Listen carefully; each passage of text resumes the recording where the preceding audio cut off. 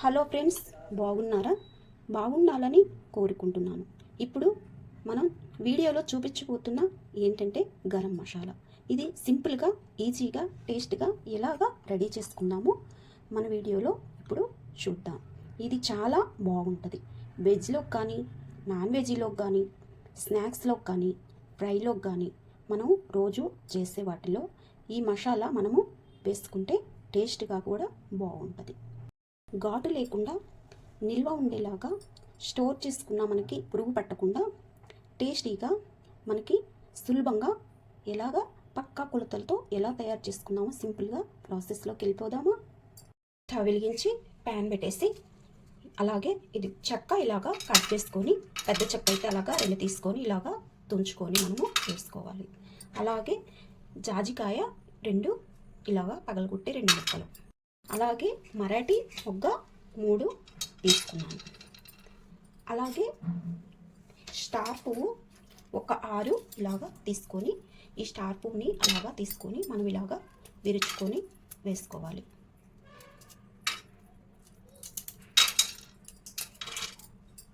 Star పువ్వు అన్నీ ఇలాగా విరుచుకొని వేసుకున్నాక అలాగే ఒక 10 యాలకులు, అలాగే ఒక 20 యాలకులు. ఇవి ఇలా ఎక్కువ తీసుకున్నామనుకో అవి కొంచెం ఘాటుగా ఉంటుంది కాబట్టి ఒక 20 అయితే మనకి చక్కగా సరిపోతాయి. అలాగే జాపత్రి ఇలాగా అది కూడా చక్కగా ఇలా వేర్చుకొని మనము వేసుకోవాలి. వీటన్నిటిని మనం ఇప్పుడు చక్కగా సన్న సెగ మీద మాడకుండా మనము ఇలాగా చూసుకుంటూ వేయించుకుంటూ ఉండాలి. మాడిపోతే మళ్ళీ టేస్ట్ బాగుండదు, మనకి స్మెల్ కూడా బాగుంటుంది. లో ఫ్లేమ్లో పెట్టి వీటిని చక్కగా ఇలాగా మనము వేయించుకుంటూ ఉండాలి. అలాగే మిరియాలు 1 స్పూన్, ఇవి కూడా ఘాటుగా ఉంటాయి కాబట్టి చూసి మనము తీసుకోవాలి. వాటిని అన్నిటిని మనం ఇలా కలిపి మనము వేయించుకుంటూ ఉండాలి. అలాగే ధనియాలు, ఇవి కనీసం ఒక 3 స్పూన్లు సుమారు ఉంటుంది. ఇవి మనము ఇప్పుడు వేసుకోవాలి.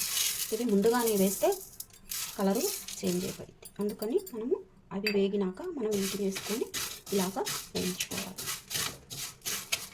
అలాగే బిర్యానీ ఆకు, దీన్ని మనము ఇలాగా విరుచుకొని వేసుకోవాలి. దీన్ని కూడా 2 ఆకులు ఇలాగా చక్కగా విరుచుకొని వేసుకోవాలి. వీటన్నిటిని మనము చక్కగా లో ఫ్లేమ్లో పెట్టి మనము వేయించుకుంటూ ఉండాలి.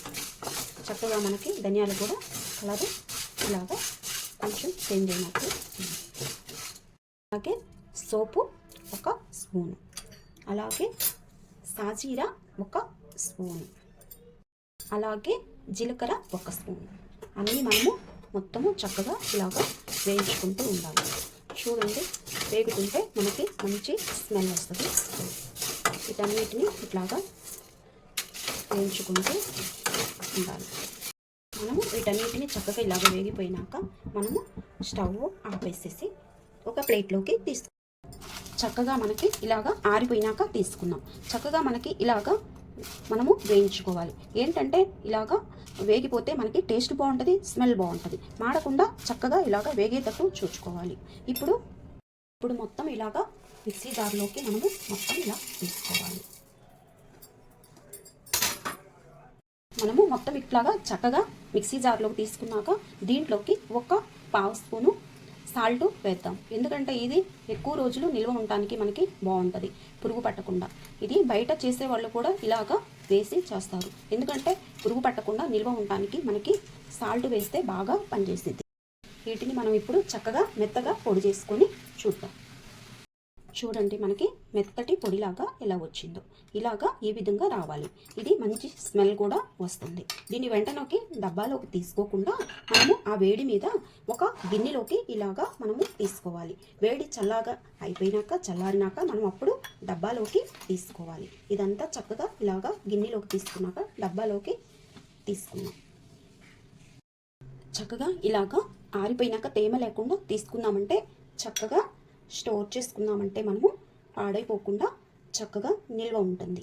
కనీసం 6 మంత్ అయినా పాడవకుండా మనకి చక్కగా ఉంటుంది. నచ్చిందా ఫ్రెండ్స్?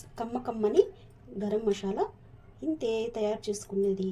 నచ్చితే లైక్ చేయండి, షేర్ చేయండి, కామెంట్ చేయండి.